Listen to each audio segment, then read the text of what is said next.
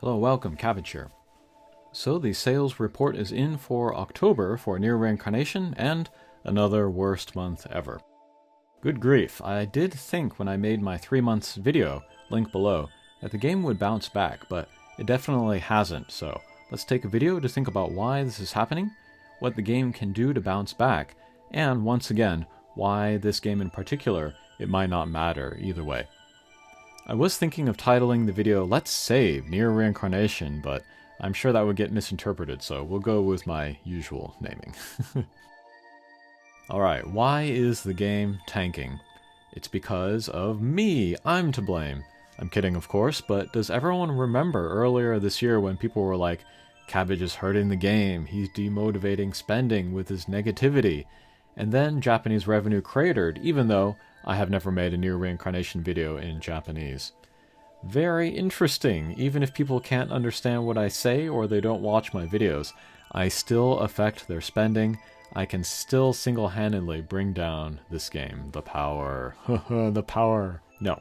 It has to do with factors like dumb developer decisions, dumb developer mistakes, game modes that don't inspire spending, and character releases that don't inspire spending. I won't go over the dumb developer actions in this video. I think we are all aware of them, like exploitative power creepy banners and karma pre and post Sarafa karma debacle. And I won't go over bigger industry reasons like Square Enix losing user trust by shutting down a bunch of games, most likely inspired by the terrible earnings report and new CEO. But here, let's talk about two big categories of monetization models in Japanese mobile gaming. Either milking whales through the gacha, or getting lots of little transactions from many users. I've heard talk that Nier Reincarnation should aim for the latter, but the fact of the matter is the game doesn't have enough users to make that work, especially in global. They gave it a half-hearted try with the monthly pass, but that didn't work, so now the game is in full-on whale milking mode. That is also not working, and it is souring the mood of the communities. But there is a third business model which I think is Nier Reincarnation's best chance at revitalizing sales. We'll come to that at the end. It shouldn't be surprising to people who have watched my channel for a while. But next, let's talk about the game modes and how they do and don't motivate spending. Tower and Fate boards don't, because you can use the same costumes, weapons, and teams across most of the stages.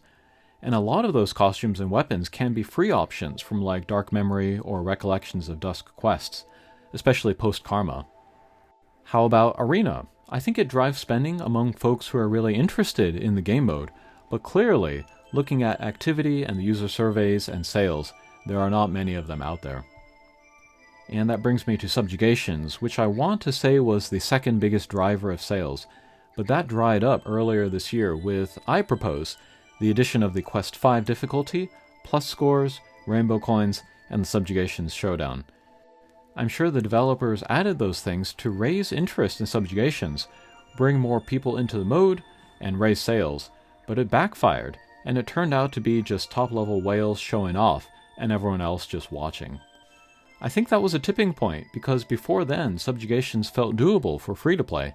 I and other JP YouTubers demonstrated full auto SSS clears, but with those updates from earlier this year, the mode became something more geared not only towards whales, but towards skilled players with time, and it introduced unique rewards, thus making the average player feel left out and left behind. That actually goes against the classic monetization model, where you target the demographic that wants high scores and good rewards, but does not have the time to invest, so they just dump a bunch of money in the game and get it. That's no longer possible. Now you need both money and time, and so they lost that valuable demographic. Subjugations stopped feeling like something achievable, so most people just gave up, and I think that is reflected in sales. In the user survey results, the developers said they will work on subjugations to get more people into the mode, and yeah, they better do something, because although subjugations was never a goose that laid golden eggs, it was a goose that laid normal eggs, which is still something, and they may have killed it. I'm very curious to see what they come up with next to make the mode more appealing, but my expectations are low. And that brings me to the third model, the way for Nier Reincarnation to revitalize sales. But first, let's look at what were the best performing months in the game's history, not counting the first 6 months, which were packed with console characters. They were April of this year, why? 2B and Nier. May of 2022, why? Final Fantasy XIV collaboration. January 2021, why?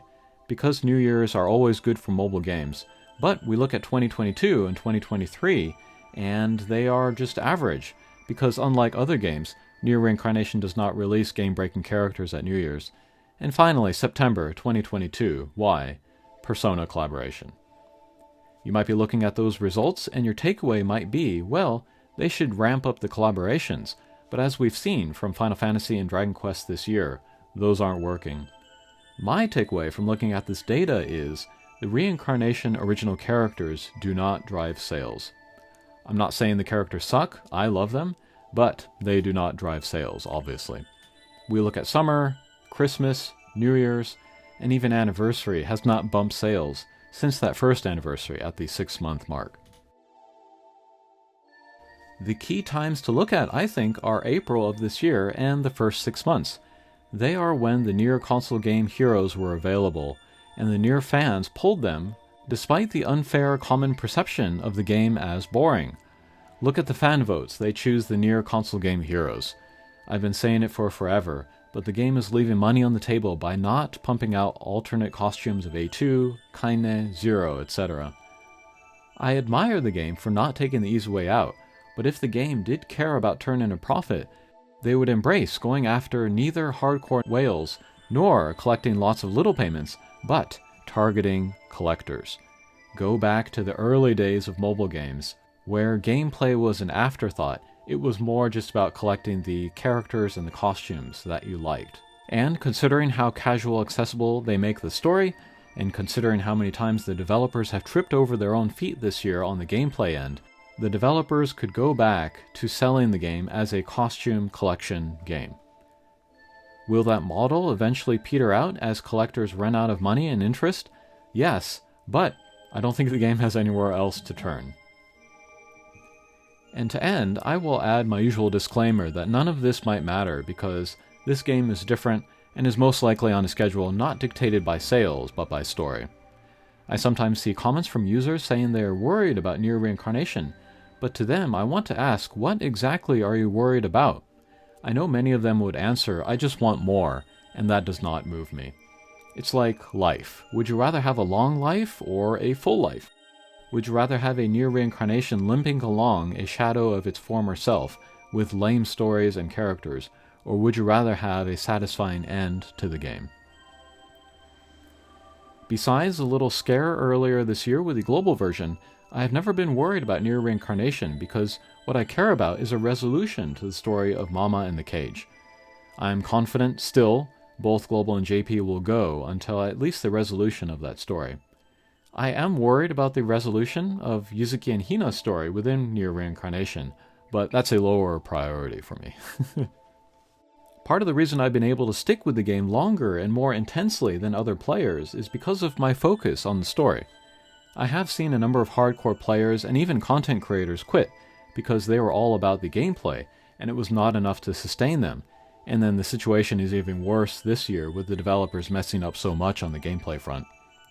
I complain about banners and power creep and dumb developer decisions, but in the end it all rolls off my back and it doesn't affect my enjoyment of the game because I am here for the story first and foremost, and that is still handled exceptionally well, and it doesn't matter how long the game goes as long as that story is resolved. Alright, so those are my thoughts surrounding the half-year slump in sales. Regardless, lots to look forward to actually. I will be keeping an eye out for more Nier console game hero releases.